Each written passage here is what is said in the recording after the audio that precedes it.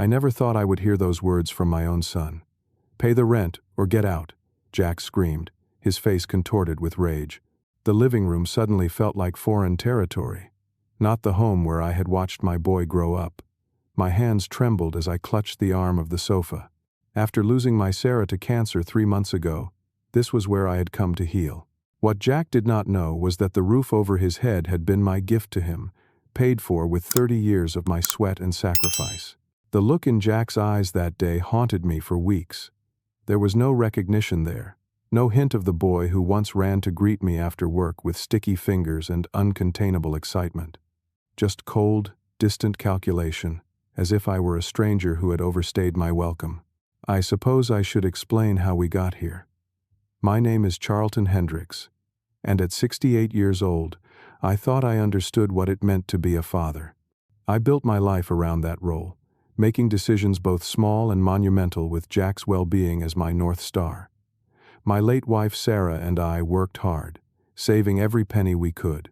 I started in real estate as a simple agent, but over the years, I developed a knack for finding undervalued properties.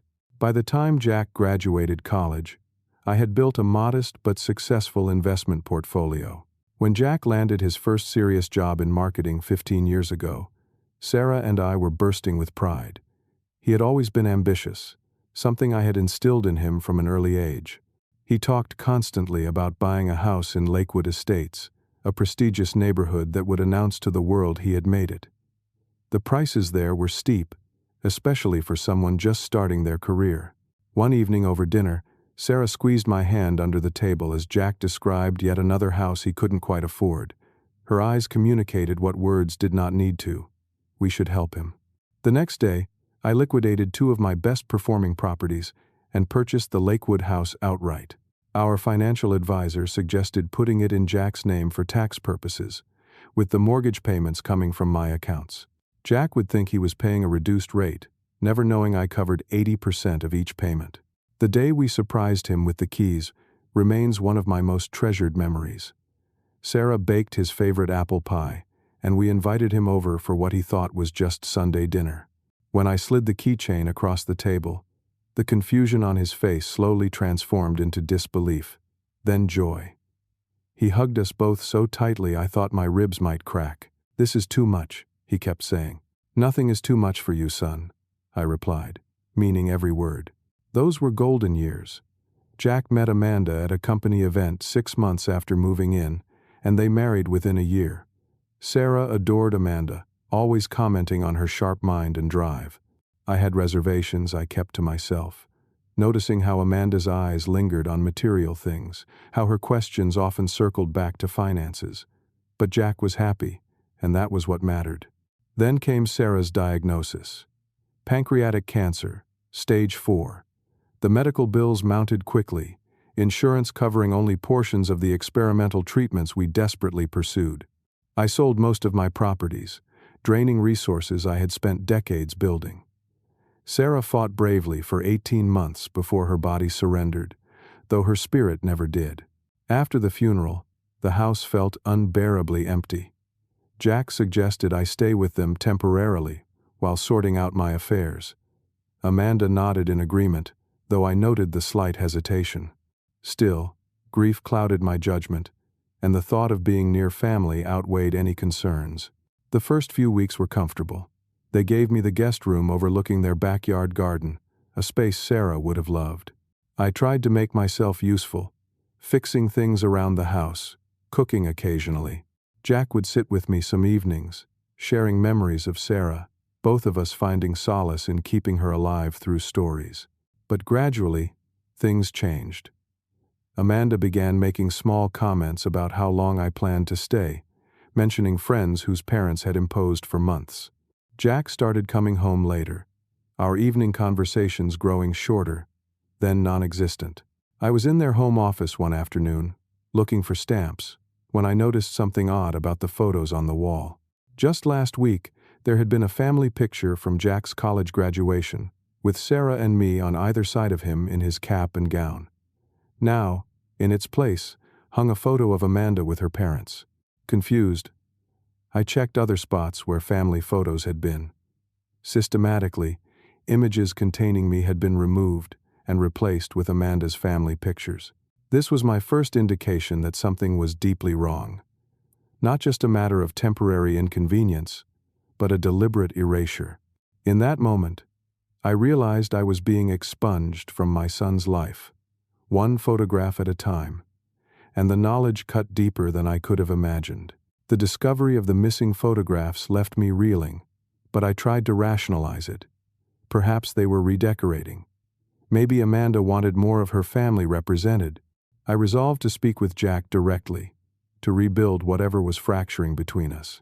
I waited up late one night, hearing his key in the lock just after 11. He looked startled to see me sitting in the dimly lit kitchen. "Dad, everything okay?" he asked, loosening his tie. "I wanted to talk," I said simply. "I feel like we have not connected much lately." Jack sank into the chair across from me, fatigue evident in the slump of his shoulders. "Work has been crazy. The Henderson account is taking all my time. I understand pressure, son. I ran my own business for 30 years. He nodded absently, checking his phone. The distance between us felt vast, uncrossable. "I notice things have been tense around here," I continued carefully. "If it is about finances, I want you to know I can contribute more. The guest room, utilities, food. I am happy to help." This caught his attention. "Are you offering money?" His directness surprised me. "If that would help, yes. I know losing your mother meant losing her income too, and supporting an additional person is not what you planned." Jack leaned forward, suddenly engaged. "Actually, we have been struggling. Amanda maxed out her credit cards redecorating the master bath, and my year-end bonus was less than expected. I felt a flicker of hope at this opening. I can help with that. How much would make a difference right now? 5,000 would clear the immediate bills," he said without hesitation. The readiness of his answer gave me pause, but I pushed the feeling aside. "I can transfer that to your account tomorrow, and we should sit down soon, go over your complete financial picture. I worry you and Amanda might be overextended." Jack's expression closed immediately. "We manage just fine, Dad. We do not need financial advice, just some temporary help." "Of course," I backpedaled. "I just meant, from experience, credit card debt can spiral quickly if not addressed. Like I said, we are fine." He stood abruptly. "Thanks for the help. I should get some sleep." Despite the awkward conclusion, I felt cautiously optimistic. The next morning, I transferred the money as promised and left a note suggesting dinner out, my treat that weekend. Jack texted a brief thanks for the transfer, but said they had prior plans for dinner. Over the next 2 weeks, I made several attempts to engage with Jack, but each was deflected or met with minimal response. Amanda, meanwhile, grew increasingly cold, often speaking about me in the third person even when I was present. Charlton left his shoes in the hallway again, she would say to Jack within my hearing. Or, "Does Charlton need the TV so loud?" Some of us are trying to work. I became hyper-conscious of my presence in their space, shrinking myself physically and emotionally. I took to eating quick meals alone and spending hours at the local library just to give them space. One evening, returning earlier than expected from the library, I overheard them through the partially open patio door. They sat outside, wine glasses in hand, unaware of my arrival. "I cannot believe he is still here," Amanda was saying. "My mother says it is ridiculous we have not set a deadline. What am I supposed to do?" Jack sounded defensive. "He is my father. He is taking advantage of us, Jack. Living rent-free, eating our food, running up the utilities. And did you see how much his medications cost on our insurance? He probably has plenty of money and is just being cheap." I froze, shock and hurt rooting me to the spot. "I do not think so," Jack replied, but his voice lacked conviction.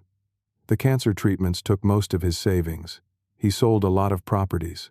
That is what he tells you. But you do not actually know, do you? He was always secretive about money. Remember how he would never tell us exactly what he earned or had invested? Classic boomer hoarding wealth while complaining about avocado toast." I nearly laughed at the absurdity. Sarah and I had lived modestly our entire lives, investing rather than spending, precisely so we could help Jack when it mattered. The house they sat in was the result of that philosophy. "Maybe you are right," Jack finally said, his capitulation striking me like a physical blow. "What should we do?" "Tell him he needs to contribute or find his own place. $500 a week in rent, plus a third of utilities and groceries. If he balks, we will know he has been playing us." "That seems high for just a bedroom," Jack said weakly. "It is Lakewood Estates, not some rundown apartment complex. And if he cannot afford it, he can move somewhere appropriate for his budget." I retreated silently to the front door, opened and closed it loudly to announce my presence, then made my way upstairs, mind spinning. The conversation explained so much about the growing coldness, the vanishing photographs. Amanda had been poisoning my relationship with my son, recasting my temporary vulnerability as calculated exploitation. The following day, I made a decision to pull back, to observe rather than engage. I watched how Amanda controlled conversations, subtly undermined any positive interaction between Jack and me, reframed my offers of help as inadequate or self-serving. 2 days later came the most painful revelation. I had gone to pick up takeout for dinner, hoping to ease tensions with Jack's favorite barbecue. Returning to the house, I heard Amanda on the phone in the kitchen. He finally offered some money, but only $5,000. "After all they have, he gives us crumbs," she was saying. "Jack still believes the cancer took everything, but I checked their investments online. Charlton has at least $2 million in assets he has not touched. He is just being selfish while we struggle with the mortgage." The barbecue nearly slipped from my hands. $2 million? The amount was ludicrously inflated. More importantly, there was no mortgage to struggle with.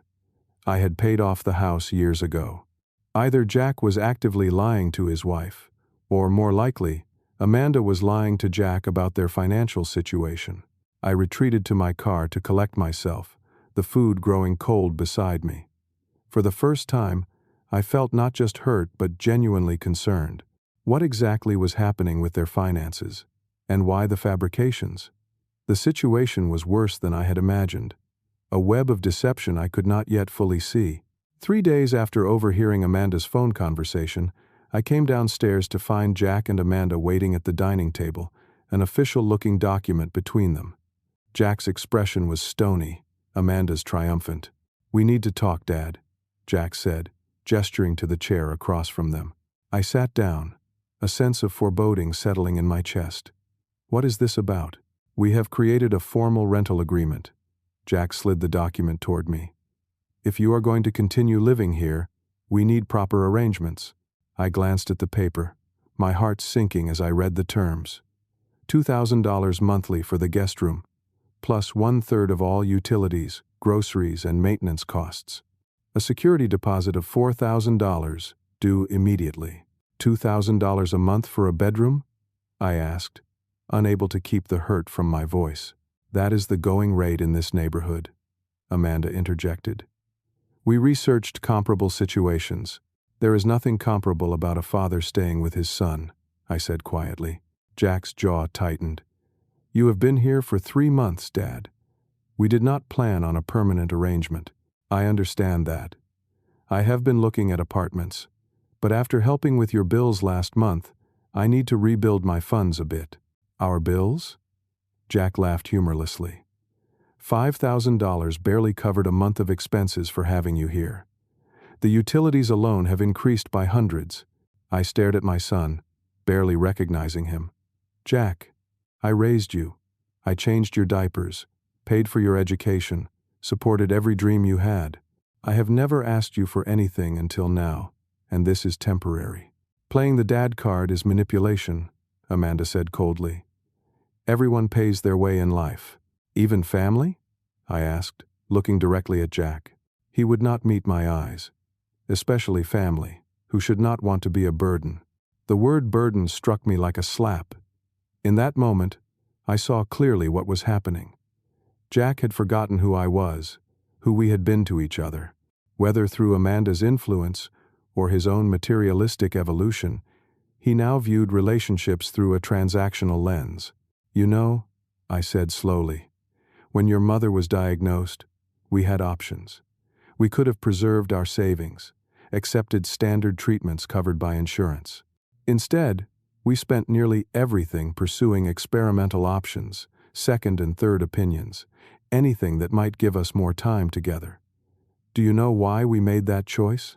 Jack shifted uncomfortably. I assume because you wanted Mom to have the best care, because your mother worried about leaving me alone. Not about money or comfort, but about me facing life without my partner of 44 years. Her concern, even while dying, was for my well-being. I tapped the rental agreement. This is not who we are as a family, Jack. This is not what your mother and I taught you. A flicker of shame crossed his face, quickly replaced by defensiveness. People change, Dad. I have responsibilities now. A wife, a home to maintain. I cannot bankroll your retirement because you and Mom spent unwisely. I almost laughed at the absurdity. Bankroll my retirement with the house I had bought him? But arguing would only entrench his position. If these are your terms, I will respect them, I said finally. I will need 2 weeks to arrange the funds and find a more permanent solution. We can give you until the end of the month, Jack said, as if granting a great concession. But we will need the security deposit by Friday. I nodded and excused myself, needing space to process this fundamental shift in our relationship. In my room, I sat heavily on the bed, looking around at the few possessions I had brought with me after Sarah's death. Most of our things remained in storage. My life compressed to what would fit in this guest room. That afternoon, while Jack and Amanda were out, I made 2 important calls. The first was to Martin Levitt, my attorney of 30 years. The second was to Diane Chen, my former business partner in real estate. To both, I explained the situation and my emerging plan. Both expressed shock at Jack's behavior, but neither tried to dissuade me from what I intended. The following day, I met Martin at his office, where he pulled the original deed and ownership documents for Jack's house. What we discovered sent a jolt of surprise through both of us. Due to what appeared to be a clerical error years ago, the house had never been fully transferred to Jack's name as intended. I still owned 51% of the property, with Jack as minority owner. This changes everything, Martin said, reviewing the paperwork. Legally, you remain the majority owner of the house. Jack cannot evict you or charge you rent. And if I wanted to sell? I asked quietly. Martin looked up sharply. You would need to notify him as minority stakeholder, but you could legally proceed with a sale. He would be entitled to 49% of proceeds. I nodded slowly, my course becoming clear. Please do not take this as final instructions yet, but begin preparing the necessary paperwork for a potential sale. That evening, I paid the security deposit Jack had demanded, watching his surprise when I handed over the check without protest. Let him believe he had won this battle. The war, I was discovering, had different terms than either of us had initially understood. Over the next week, I discreetly gathered financial records, confirming what I had begun to suspect. Jack and Amanda were not struggling with a mortgage, as there was none to pay. Instead, credit card statements revealed extravagant spending, designer clothes, luxury vacations, memberships to exclusive clubs, and recent purchases of both a boat and a timeshare in Florida. They were living far beyond even their combined substantial incomes, using the house I had given them as collateral for home equity loans to finance their lifestyle. The final piece fell into place when I found notices from the Homeowners Association regarding unpaid dues and a tax assessment letter showing property taxes 2 years in arrears. The house I had sacrificed to give them was being systematically drained of value to support unsustainable consumption. With this knowledge heavy in my heart, I contacted Diane again. Find me a buyer, I said. Someone who can move quickly, with cash, and who understands the situation may be delicate.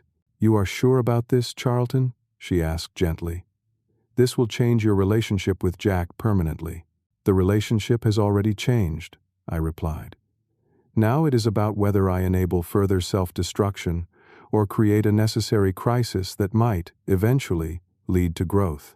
2 days later, Diane called with news of an interested party, a wealthy couple relocating from Seattle, looking for exactly the kind of established neighborhood and home style that Jack's house offered.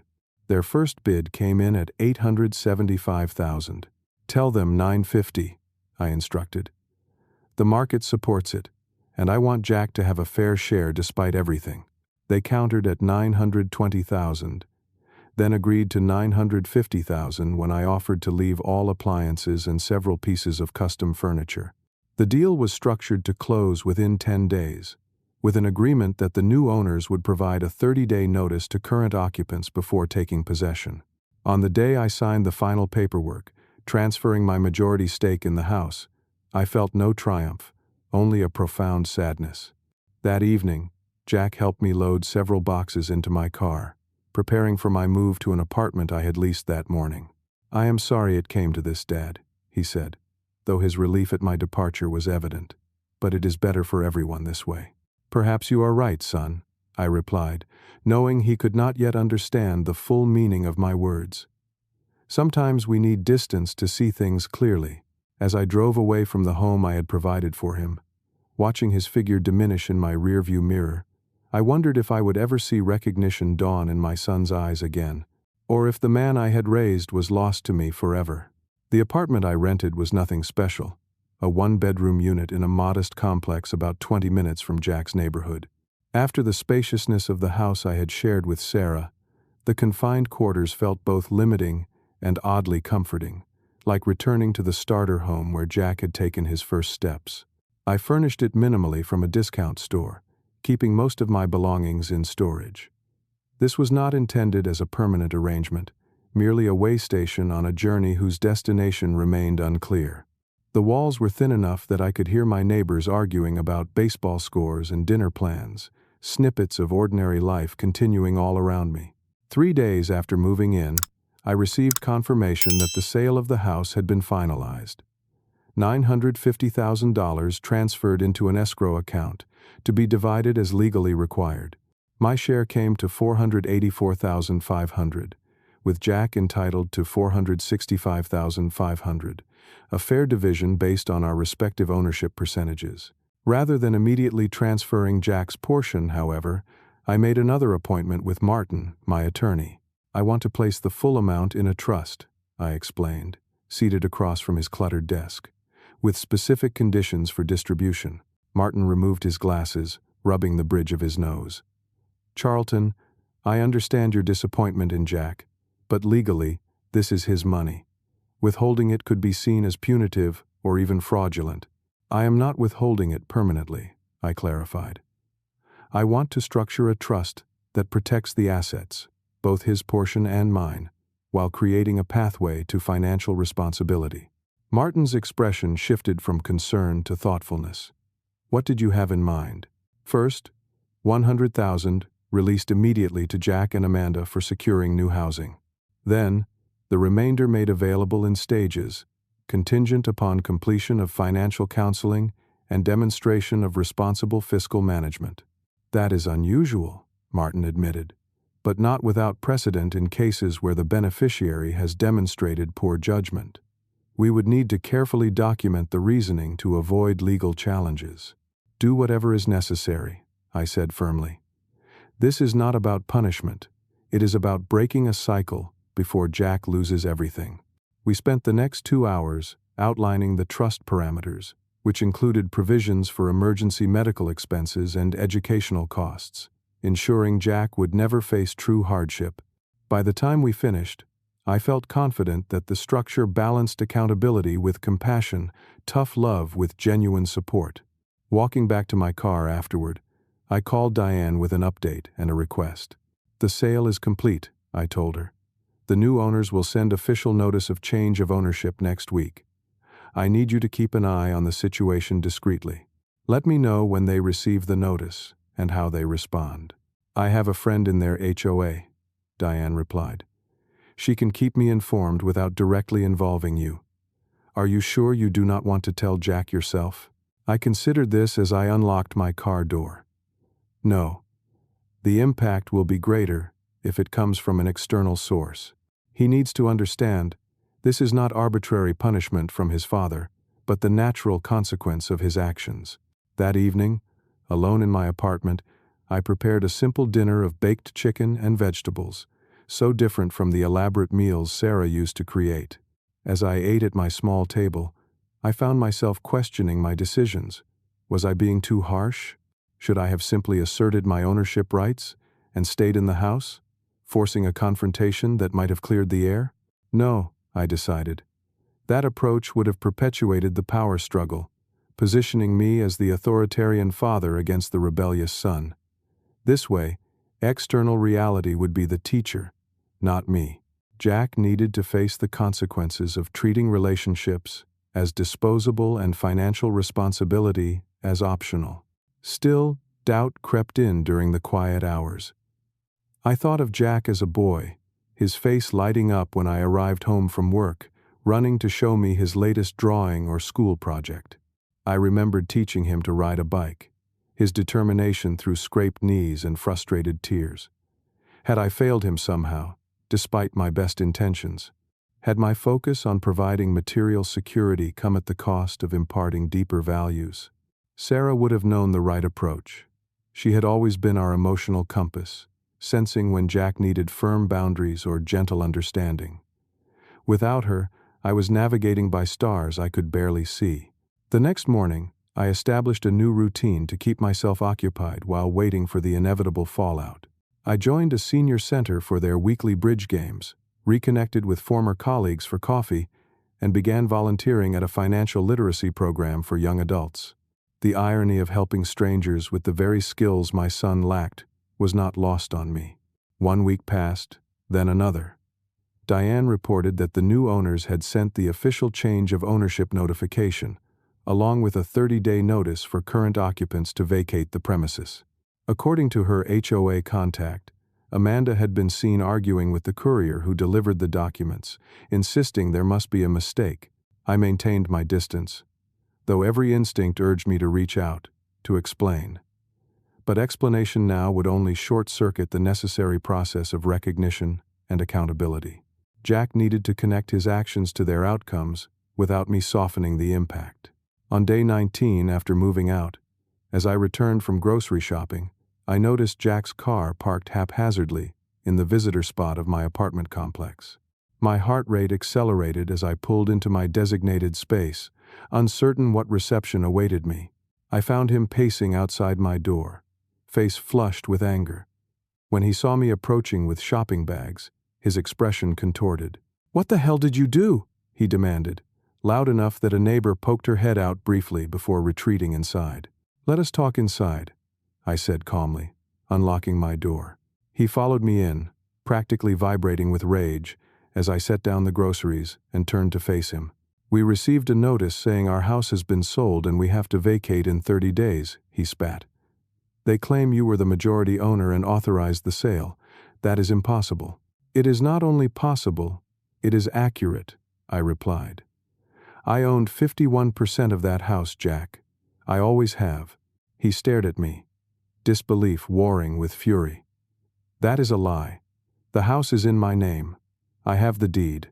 You have a deed showing 49% ownership. A clerical error when we did the original transfer. I discovered it only after you demanded rent from me. So you what, decided to punish me? To make us homeless because I asked you to contribute? No, Jack. I decided to stop enabling behavior that was destroying your financial future. You and Amanda have been living beyond your means for years, taking equity from the house to fund a lifestyle you cannot afford." His face paled.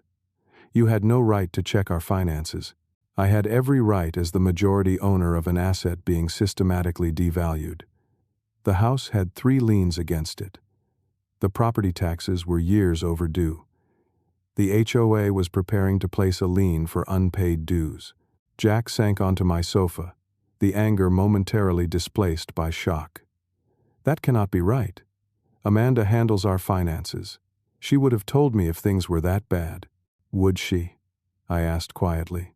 "The same Amanda who told you I was wealthy and refusing to help? Who convinced you to charge your father rent for a house he owned?" Confusion flickered across his face. "You do not understand our situation. The costs of maintaining that house, the lifestyle expectations in that neighborhood, I understand perfectly. I bought that house outright 15 years ago. There has never been a mortgage, Jack.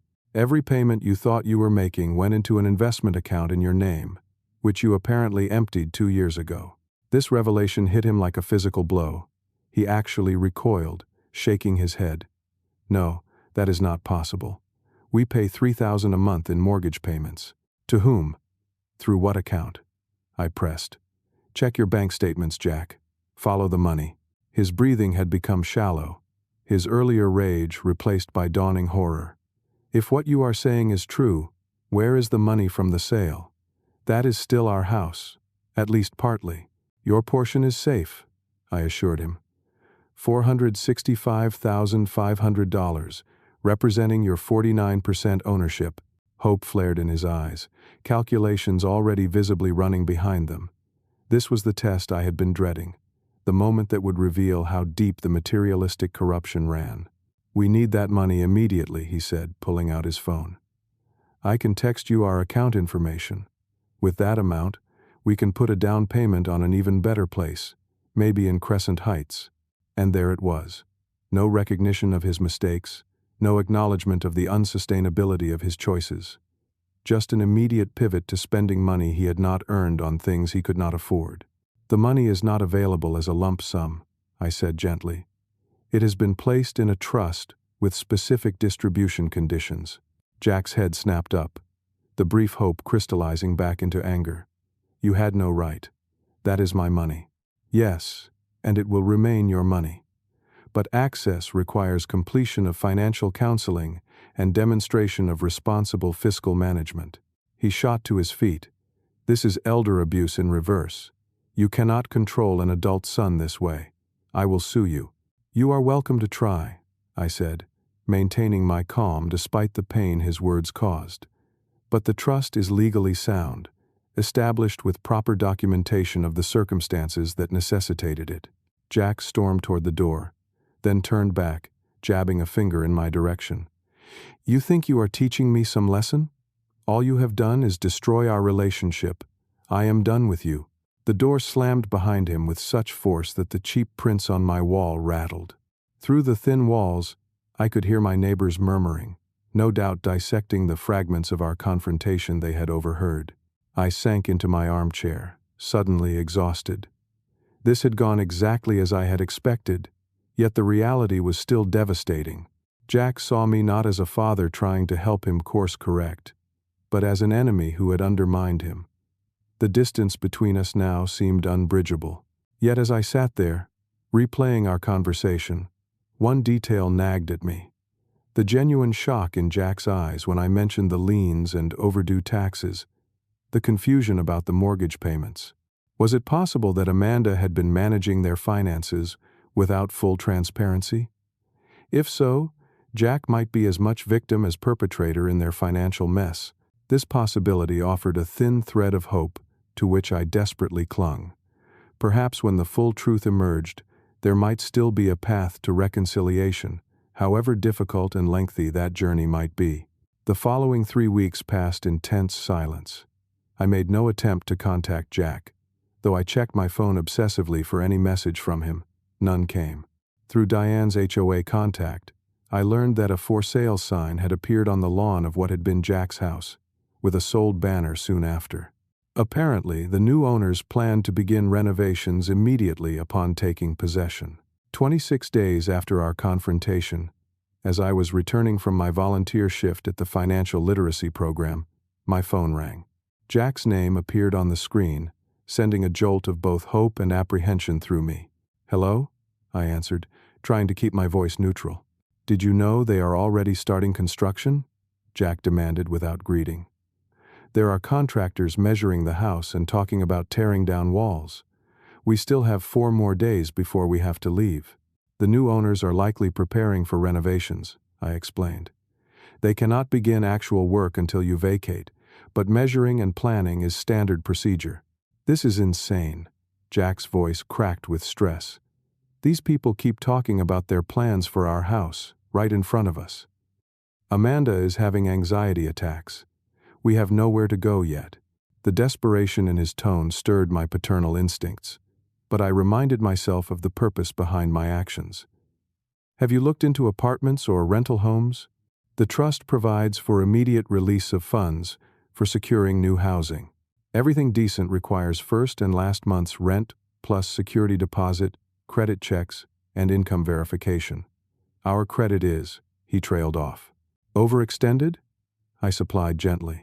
"Amanda says it is just temporary," Jack defended weakly. "We had some unexpected expenses, like a boat and a Florida timeshare." I thought, but did not say. "Jack, the initial trust distribution of $100,000 is available specifically to help you secure housing. Have your attorney contact Martin Levitt to arrange the transfer." "We do not have an attorney on retainer," he admitted. "Those are for rich people."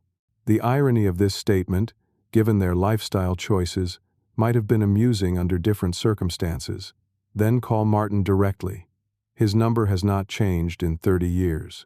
"I cannot believe you are doing this to us," Jack said, his tone shifting from desperation back to accusation. "Mom would be ashamed of you." The invocation of Sarah struck like a knife to my heart, but I kept my voice steady. "Your mother believed, as I do, that love sometimes means allowing natural consequences to occur. She would have been heartbroken to see how materialistic you have become, how you value things over relationships." "That is not fair," Jack protested. "We work hard for what we have." "You worked hard, yes. But you lived as if you earned 3 times your actual income, financing the difference by draining the gift we gave you. That is not sustainability, Jack. It is self-destruction." A woman's voice became audible in the background, sharp and angry though the words were indistinct. Jack's tone hardened in response to whatever Amanda was saying. "This is not over," he said tersely. "Amanda's father is friends with a real estate attorney. He says what you did might qualify as fraud or coercion. Expect to hear from him." The call ended abruptly, leaving me staring at the phone. Despite the threatening final words, I had heard something promising in our conversation. A crack in the facade of entitlement, a glimpse of the reality of their situation beginning to penetrate. 2 days later, Diane called with an update. "The new owners report that Jack and Amanda are still in the house, showing no signs of packing or preparing to leave. They have consulted their attorney about potential eviction proceedings if the deadline is not met." I sighed heavily. "Has Jack contacted Martin about the trust distribution?" "Not according to Martin," Diane replied. "It seems they are pursuing the legal challenge angle instead of accepting the help offered. Pride is expensive." "Keep me informed," I requested. "I want to know immediately if eviction becomes imminent. Whatever our disagreements, I do not want my son physically removed from a home by authorities." The eviction notice came 3 days after the original move-out deadline had passed. Jack called me immediately, his voice tight with panic. "We have been served with eviction papers. They are giving us 72 hours to vacate before they change the locks and remove our belongings. This is your fault." "No, Jack," I said firmly. "This is the consequence of not meeting the agreed-upon timeframe that came with the sale, which itself was the consequence of financial decisions made over years. The cause and effect chain is clear."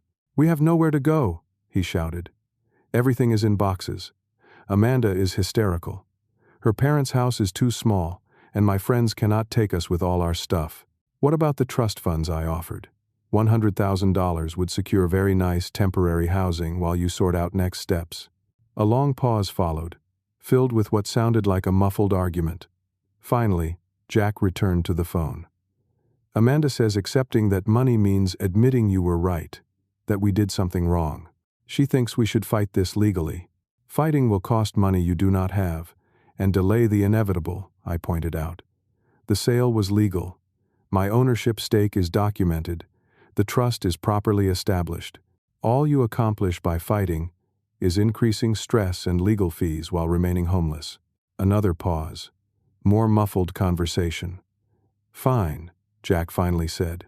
"How do we access the trust money?" I explained the process again, emphasizing that Martin could expedite the initial distribution given the emergency circumstances. "The only requirement for this first portion is that it be used for securing housing, Jack." The financial counseling requirement applies to subsequent distributions. I understand, he said shortly, then ended the call. The next day, Martin confirmed that Jack had contacted him and completed the paperwork for the initial trust distribution. $100,000 had been transferred to a newly established account in Jack's name, with documentation requirements for housing-related expenditures. I allowed myself a small measure of relief, hoping this represented the first step toward both practical stability and eventual reconciliation. That hope was short-lived. 3 days later, as I returned from grocery shopping, I found Jack waiting at my apartment again, but this time he was not alone. Beside him stood a man in an ill-fitting suit, clutching a leather portfolio, with the uncomfortable expression of someone who has realized they are on the wrong side of a situation. "Dad, this is Trevor," Jack said stiffly. "He is a lawyer friend of Amanda's father. He has some questions about the house sale and the trust." I nodded politely to Trevor while unlocking my door. "You are welcome to come in, but I suggest calling Martin Levitt first. He has all the documentation regarding both matters and can save everyone considerable time." Trevor cleared his throat. "Actually, Mr. Hendricks, I have already spoken with Mr. Levitt. He was quite thorough in explaining the circumstances and providing the relevant paperwork." Something in his tone made Jack turn sharply toward him. "And? You said there were grounds for a case." Trevor shifted uncomfortably. "That was before reviewing the complete documentation. The sale was entirely legal given your father's majority ownership, which is clearly established in the county records. The trust, while unusual, is also legally sound with reasonable distribution conditions." "That cannot be right," Jack insisted. "He sold our house out from under us. Technically, it was his house more than yours," Trevor corrected gently. "And the proceeds are being preserved for your benefit, not withheld permanently." Jack's face flushed dark red. "So you are taking his side too?" "There are no sides in legal fact, Mr. Hendricks," Trevor replied, his professionalism reasserting itself. "Only what can and cannot be successfully challenged in court. My professional assessment is that pursuing this would result in significant legal fees with virtually no chance of success." Jack stared at him in disbelief, then looked to me with a mixture of anger and dawning comprehension that this was not, in fact, a situation he could argue or buy his way out of.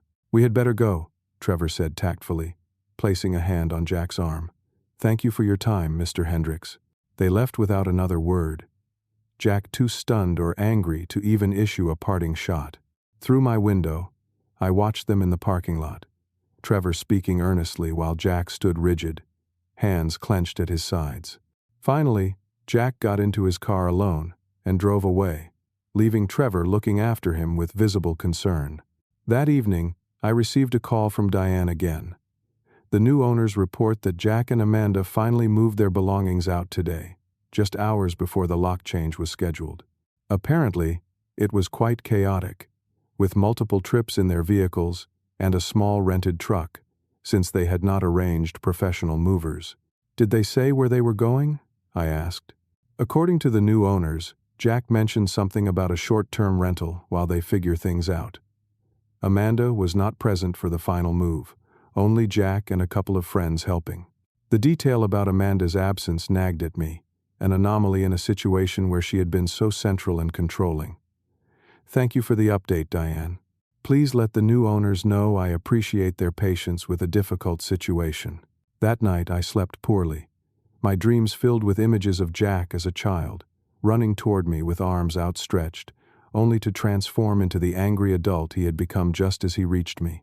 I woke feeling older than my 68 years, wondering if the price of this lesson might be too high for both of us. For the next 10 days, I heard nothing from Jack. My calls went unanswered, my text messages unread.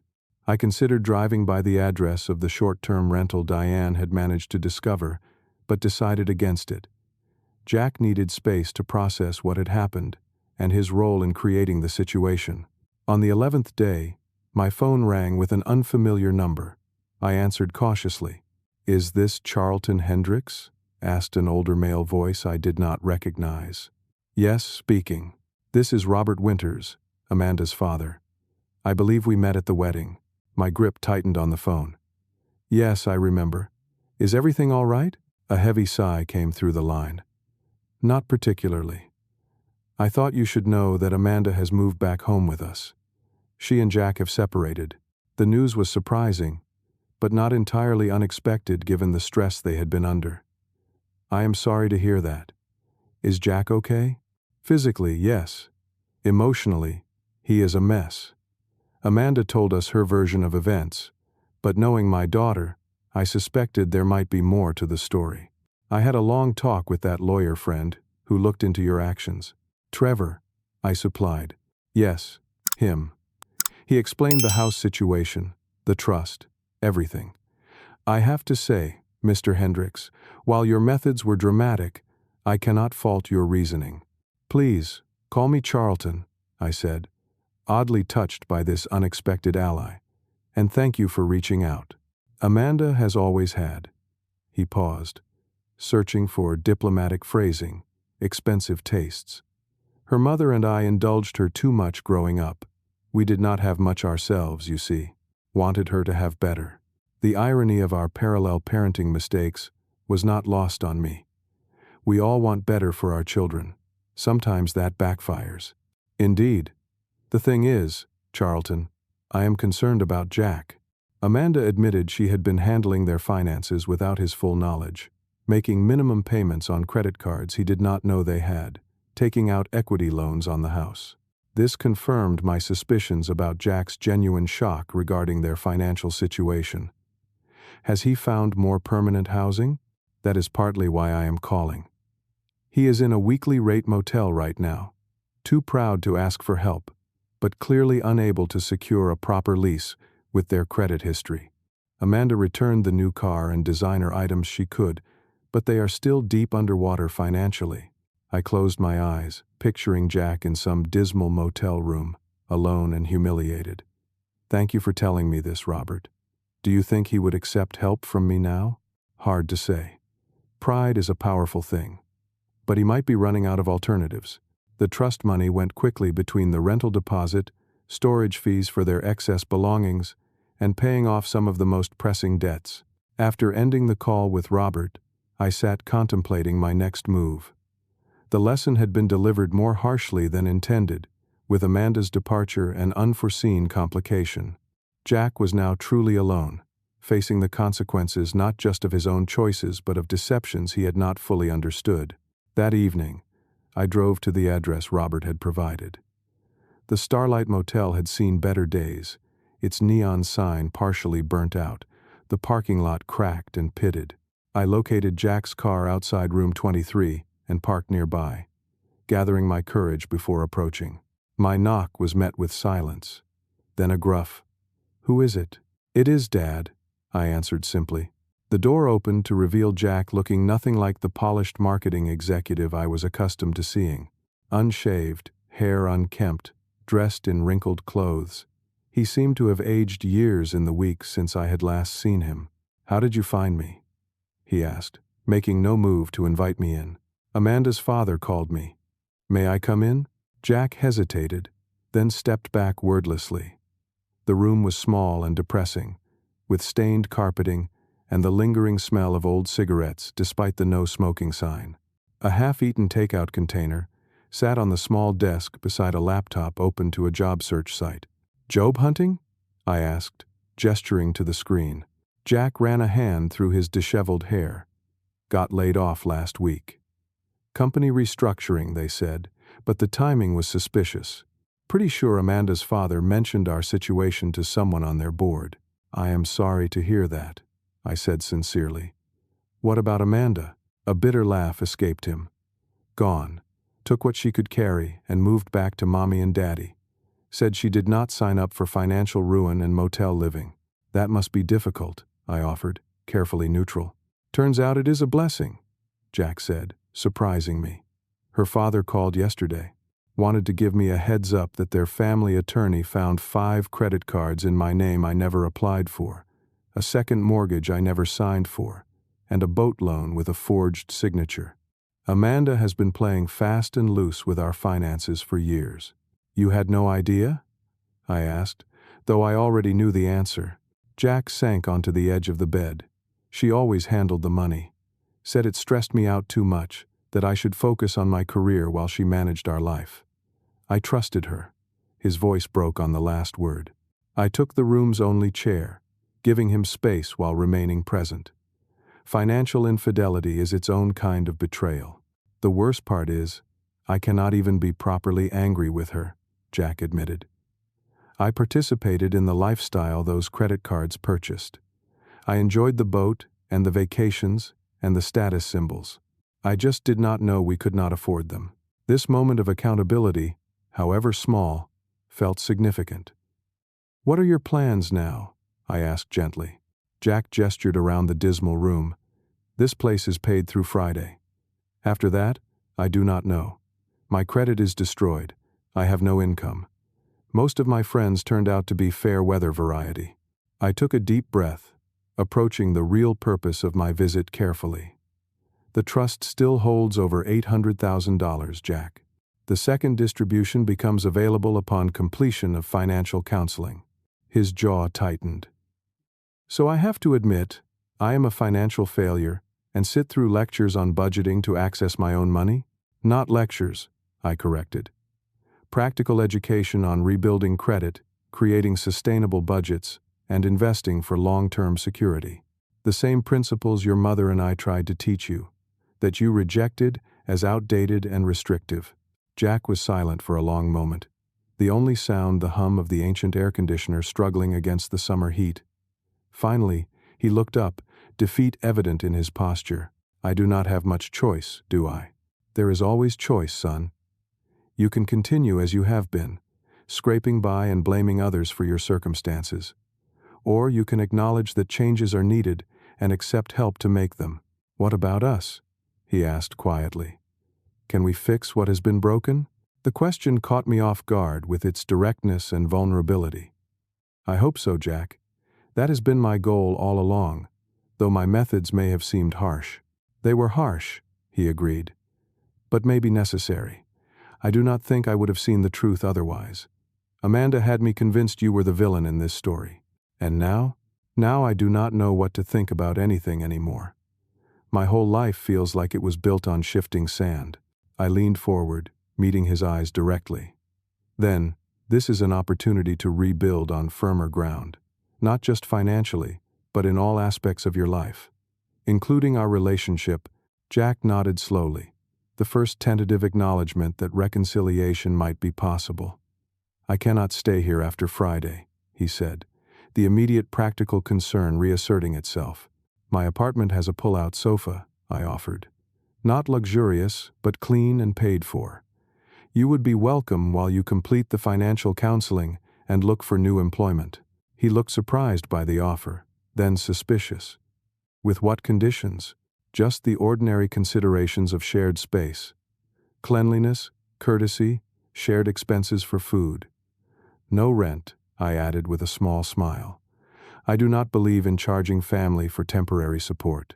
The reference to our earlier conflict hung between us. Not quite a joke, but an acknowledgement of how far we had come. Jack did not smile, but some of the tension left his shoulders. I will think about it, he said, not quite ready to accept help directly from me. Thank you for the offer. As I stood to leave, Jack suddenly asked, Did you know?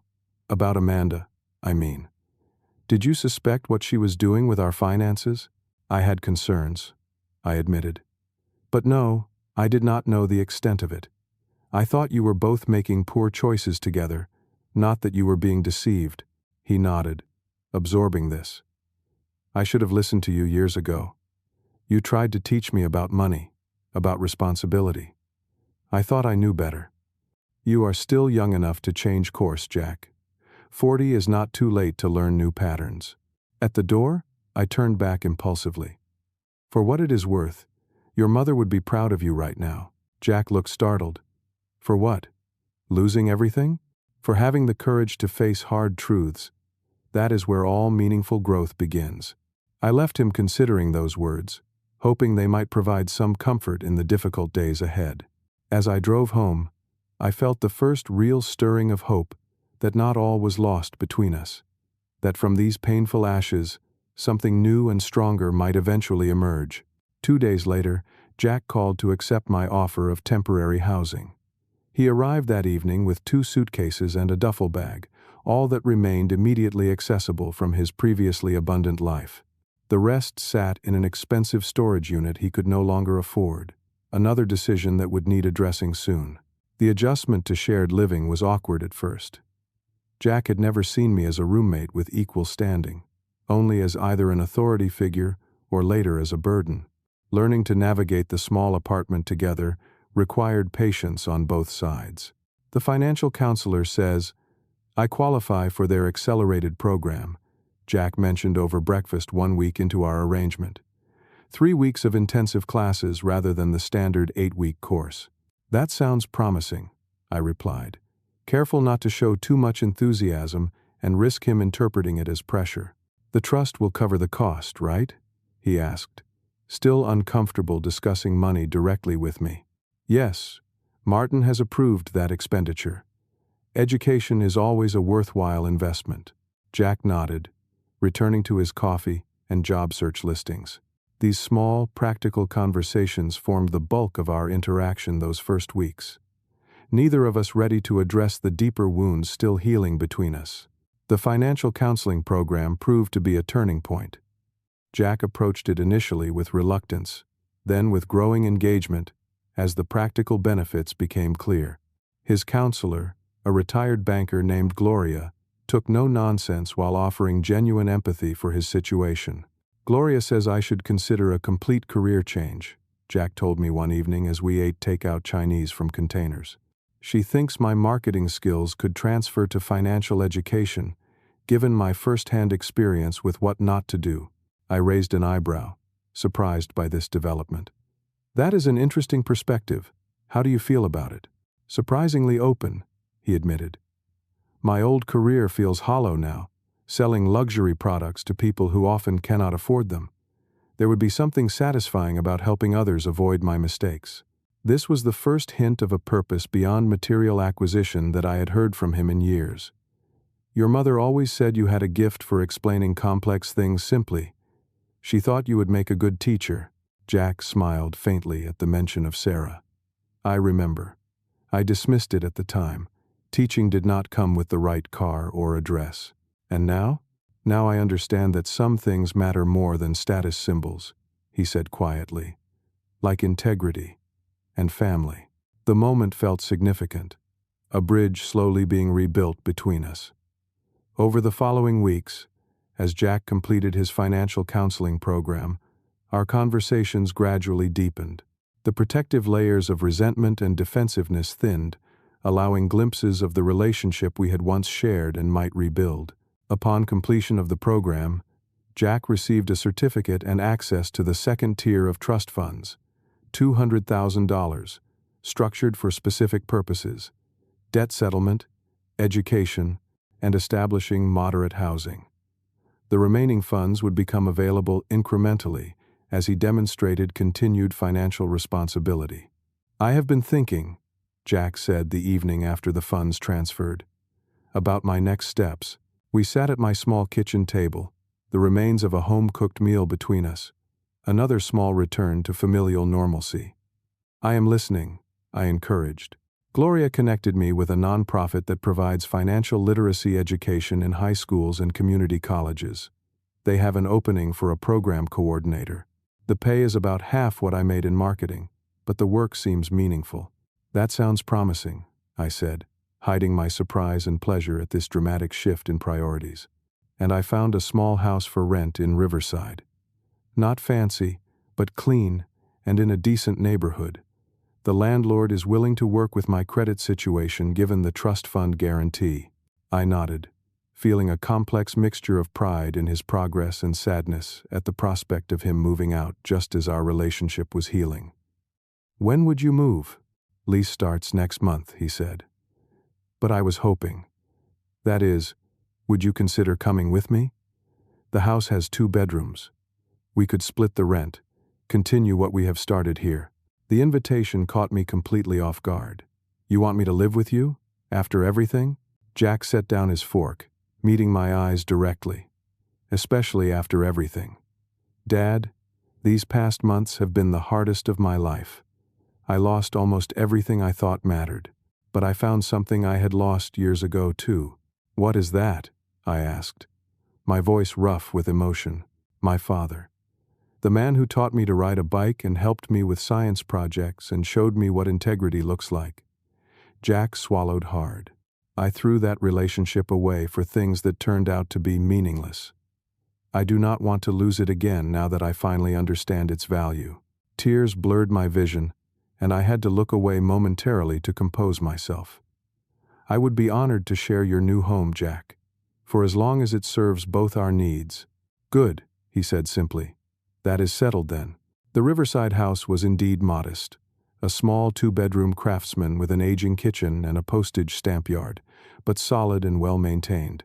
We moved in together on a cool October morning, arranging our minimal possessions in a space that represented not success or status, but new beginnings. Jack started his position with the financial literacy nonprofit the following week, throwing himself into the work with unexpected passion. Each evening he would share stories of the young people he was reaching, their questions and insights, the satisfaction of seeing understanding dawn in their eyes. "A girl today said I was the first adult who ever explained compound interest in a way that made sense," he told me over dinner one night, his face animated in a way I had not seen in years. "She asked for extra resources to share with her parents, who are struggling with credit card debt. I actually saw myself in her, wanting to help her family but lacking the tools." "You have come full circle," I observed, the student becoming the teacher. "With a very expensive education," Jack acknowledged ruefully. "But maybe that is what gives the lessons weight." As winter approached, bringing the first holiday season since our reconciliation, Jack grew thoughtful one evening, as we watched an old movie together. "I want to host Thanksgiving this year," he announced suddenly. "Nothing fancy, just you and me, maybe Gloria if she is free, and I thought about inviting Robert and Karen, Amanda's parents." "You have maintained contact with them?" I asked, surprised. "Robert has been supportive throughout everything, despite Amanda's version of events. They are good people who got caught in the same cycle of overindulgence we did. Amanda refuses to speak to any of us now, but her parents and I have found some common ground in trying to learn from our mistakes." Thanksgiving Day arrived crisp and clear. Jack had prepared the small house with simple decorations and spent the previous evening cooking dishes from Sarah's recipes, honoring her memory in this most domestic of ways. Gloria arrived first, bearing homemade rolls and practical wisdom in equal measure. Robert and Karen followed, initially awkward, but gradually relaxing into the informal gathering. Before the meal, Jack asked for everyone's attention, visibly nervous as he stood at the head of the table. "I want to thank you all for coming today," he began. "A year ago, I would not have imagined this scene. I was living what I thought was the perfect life, surrounded by expensive things, focused entirely on appearances and status. I had everything except what matters." He paused, looking around at each face. "The journey from there to here has been painful and humbling. I lost a marriage, a home, a career path, but I found something more valuable: authenticity, purpose, reconnection with the values my parents tried to instill in me." His eyes met mine, filled with emotion. "Dad, I cannot express my gratitude adequately for what you did. It felt like cruelty at the time, but it was the most loving act possible. You sacrificed our relationship temporarily to save me from a path of self-destruction."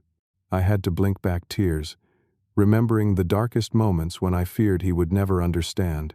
"In honor of that lesson," Jack continued, "I have started something new, a support group for young adults struggling with financial literacy and the pressure to live beyond their means. We meet weekly at the community center, offering practical advice and emotional support. I have named it the Sarah Hendricks Foundation, after my mother who always valued substance over appearance." The tears I had been holding back spilled freely then.